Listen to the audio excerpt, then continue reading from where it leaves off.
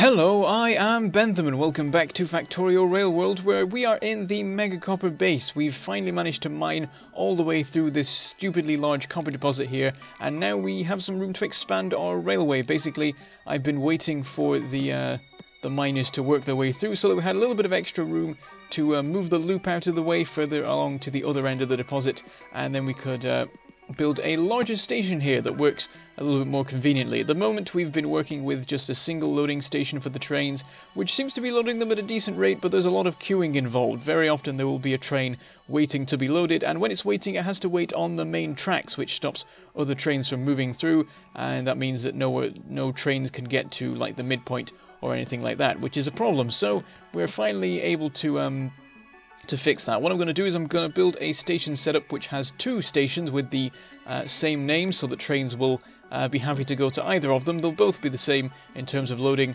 and they'll both be accessible by a waiting area, so that trains will be able to queue up and wait till they can get a free spot, which means that we'll be able to have 3 trains here before we can have any trouble with things blocking the track. So it'd have to be 2 trains in both of the stations, another train queuing, and then another train behind that also trying to queue in order for the main line to be blocked. Now I've started work on this, but I've been distracted by some explosions back in the main base. Oil Outpost 4, also known as Oil Outpost 2, is being attacked by some biters that have ended up inside pollution range, and I consider running back to try and save it, but it's so far away that by the time I arrive, any damage that the biters intend to do will have been done. So I just leave it. I check one of the trains so I can use the camera to look at what the biters are doing, and there's actually only like one spitter or something like that slowly working through the pump jacks, but it really doesn't matter. When I built that outpost, I thought it was a new deposit, and I'd forgotten that that was where Oil Outpost 2 was situated, and so there's really not that much oil to be gained from it,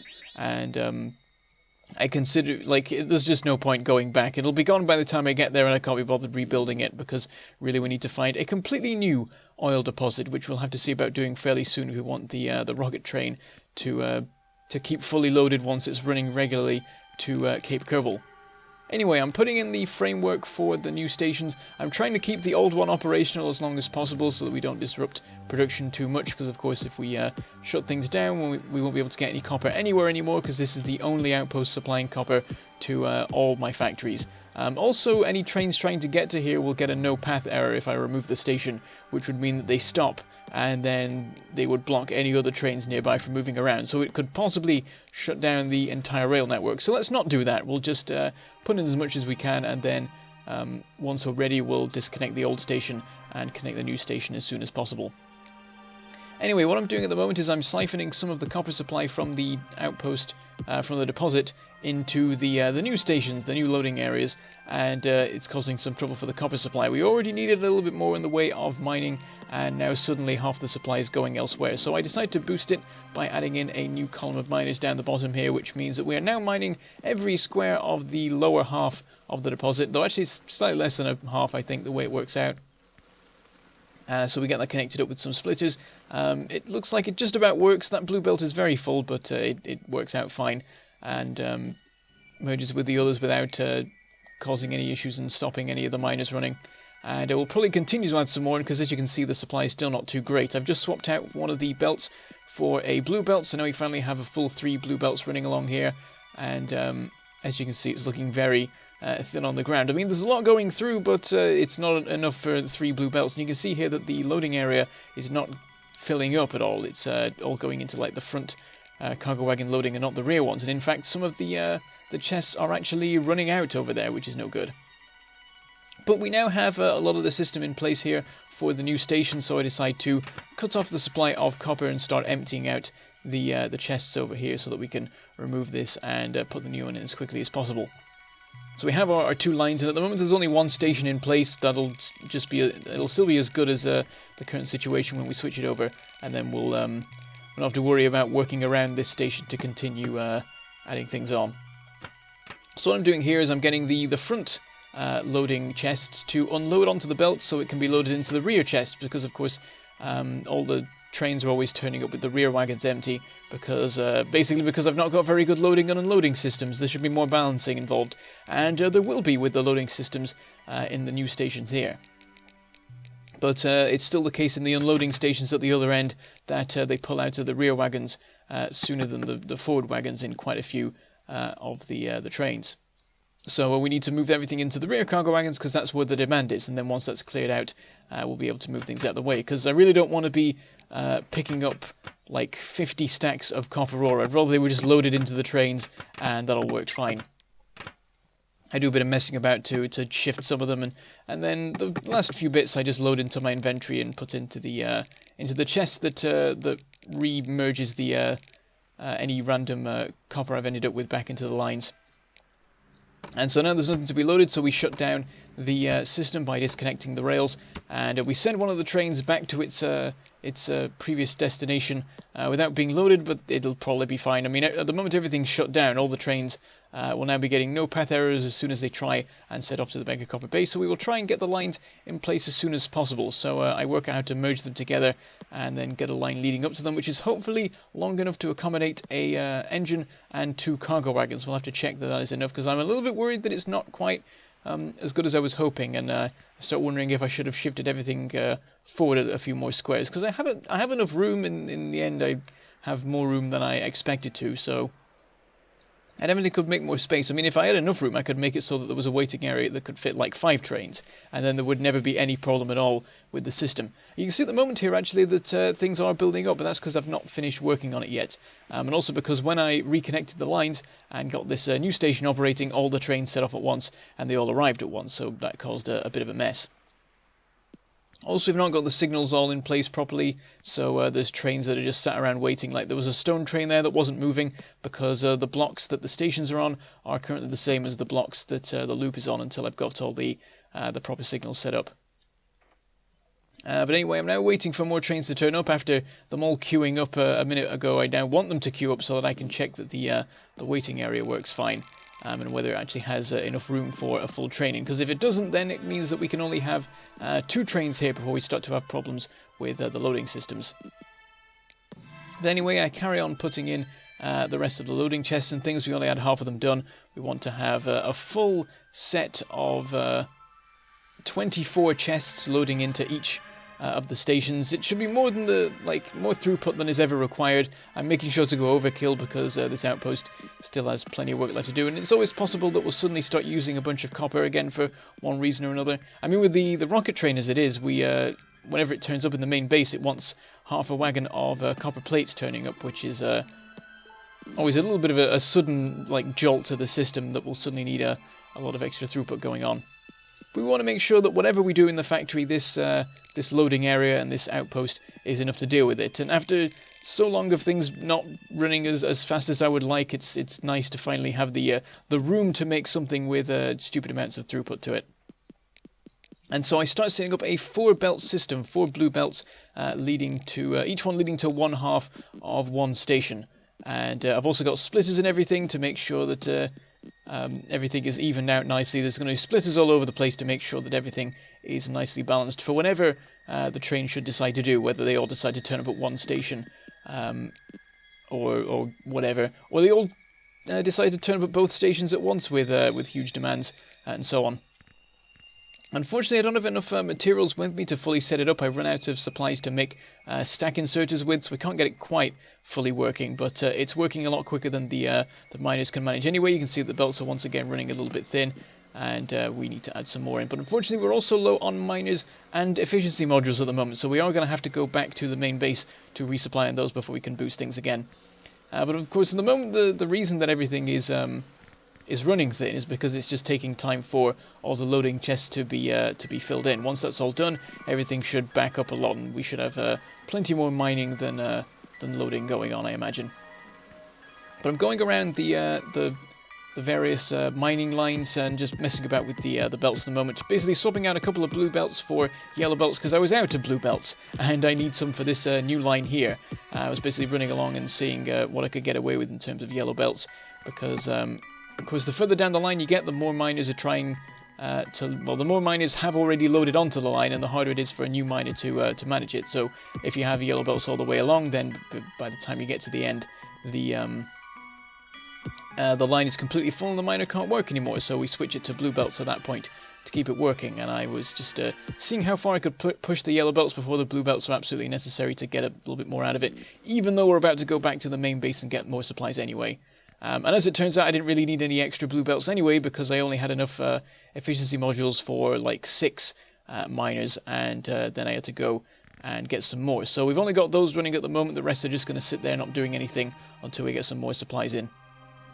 And I just wait for a train to take me back to the main base so that I can resupply. And as we are making our way back, we have an autosave, and that autosave marks the 100-hour point in this save game. We've now been playing for 100 hours. It's slightly out of sync with the episode count because of various reasons, like the specials that we had back after the finale and things like that. And also every episode is slightly longer than an hour. It's always like an hour and a minute or something like that. This particular one is nearly an hour and 3, I think, just because I end up hanging around a little bit longer. So that is the 100-hour mark, and of course next episode will be episode 100, and I'm wondering what to do for it. Please come up with your ideas in the comments. I've got a couple of different things I could do, but I'm not particularly sure what I should do or what people would want me to do. We could do a normal format episode where we have a 20-minute long triple speed one, or I could do some real-time stuff for it, or I could do a live stream maybe. And I also need to decide exactly what I'm going to be doing with the time, whether I'm just going to like get a rocket launched in that time, or I could go biter hunting. That definitely needs to happen. I've got a lot of biter killing to be getting on with. Or I could go out like searching for another lake or something like that, because the way that the map generation works for this, that one lake that we have is not an outlier. All the lakes should be that sort of size, and so it would be quite interesting to encounter another one of the same size and try and explore that, though it would be quite a crazy undertaking. That would probably take a very long time now I think about it. I'm not sure about that. So yeah, whatever you think would be cool, mention it in the comments. And anyway, back to what we were doing in the episode. I've been in the main base resupplying, gathering as many efficiency modules as I can. Unfortunately, we ran out of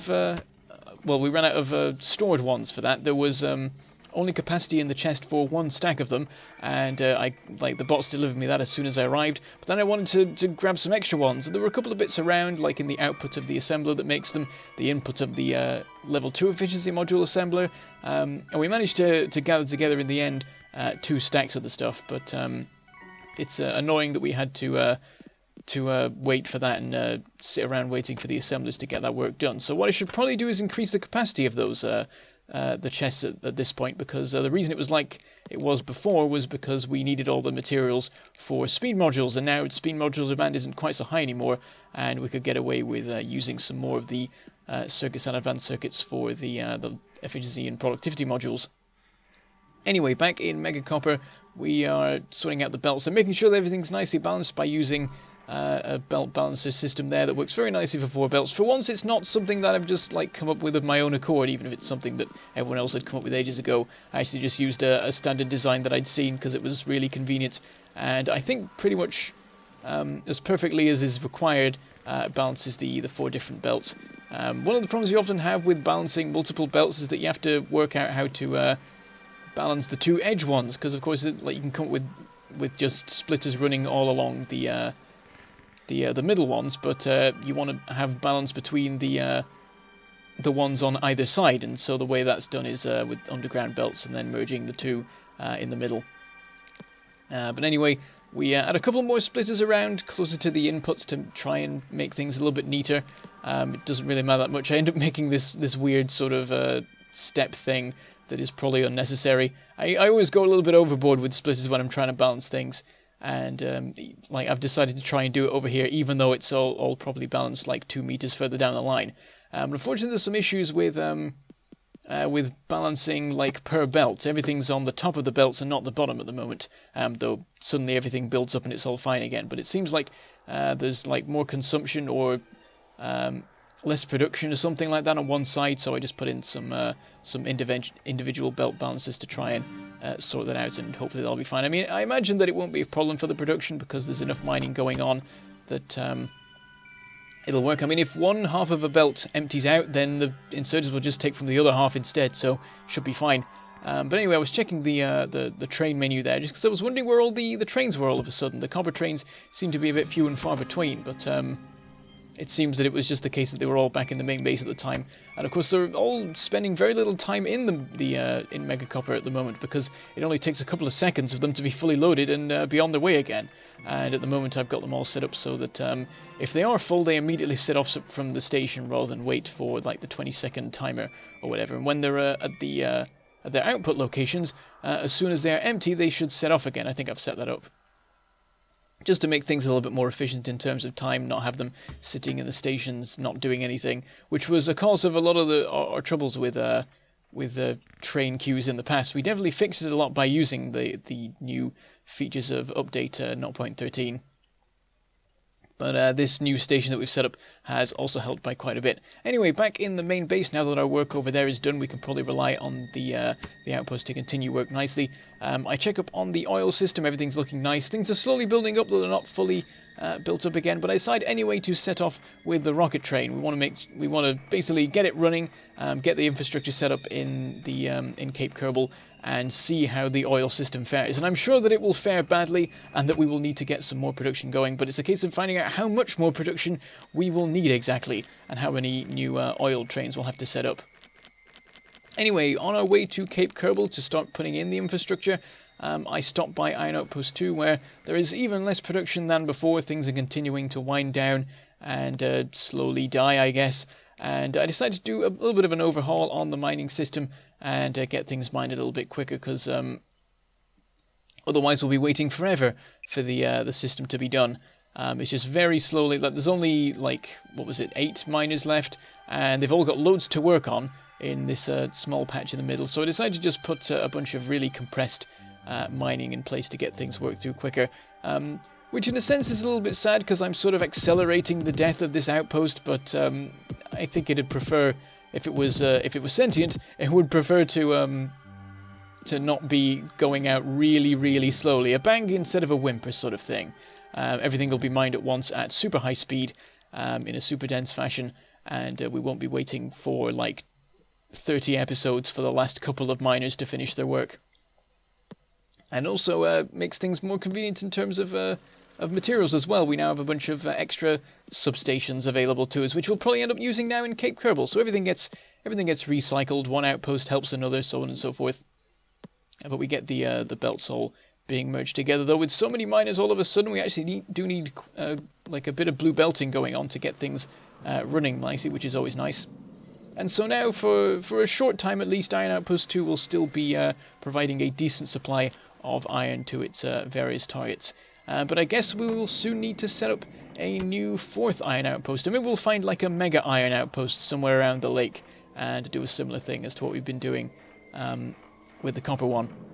But anyway, time to continue with our journey. And this time I am not anywhere near as sort of calm as I was on my previous journey up here. Last time around I was just happily thinking about the biter situation, wondering if I should pay attention to their advances, and little did I know I was about to slam into the middle of an angry biter base that would tear the train apart. So this time I'm very, very observant of the rails ahead of me and the radar, but we make it to the outpost without any trouble, without me having to deploy any bots. This time, if I had run into a biter base, I would have thought to deploy bots and actually defend myself a little bit better. But thanks to our work, I guess, after the attack, the biters are now a long way away, at least in the north, though there are still some bases very close to the rails, more in the west of the lake. We'll have to pay attention to that. And I'm sure that at some point they will become a threat, and we need to make sure that we are ready for that, or we just prevent it entirely. So that's something to be working on. But anyway, we are now in Cape Kerbal sorting out the unloading of the train. Pretty simple task. We just need to get a whole bunch of inserters, and then just get a bunch of a whole bunch of chests, and then just get a whole bunch of inserters unloading into them as quickly as possible, so the train can spend as little time here as necessary and get back to resupplying in the main base as soon as possible. I imagine that even with the long journey, this train will be running a lot quicker than the production will be, so there'll always be plenty of extra materials available should it be needed. But we start putting in the inserters. I make a bunch of filter inserters before realizing that actually what I want is stack filter inserters, and unfortunately they're not made of filter inserters, so now I just have like 30 filter inserters in my inventory that I'm not going to be using for a very long time. So we get the filter stack inserters and the normal stack inserters where they are sufficient, and then we start setting up all the conditions for what's going to be unloaded. There is annoyingly a roboport in the way, but it luckily doesn't interfere too much with what we actually need to do. It might reduce the throughput a little bit from one of the wagons, but it should be fine. And its position is already really convenient for just filling out all the edges of the deposit nicely. So we sorted all the fiddly bits, the random little bits of various materials that are required. And in the next episode, we will start actually setting up the various assemblers and things that will be needed and start getting some actual rocket silo production underway. Or we'll be doing whatever better suggestion might come up in the comments, of course. We'll have to see what people come up with. Because I'm sure there'll be some fantastic ideas, better than what I could come up with. It's one of the reasons that I ask for viewer input on like the names of towns in Factorio towns, because people come up with better names than I do. But anyway, yeah, come up with these suggestions in the comments. So that's all we have time for today. So I shall say goodbye, thank you for watching, and I shall see you next time.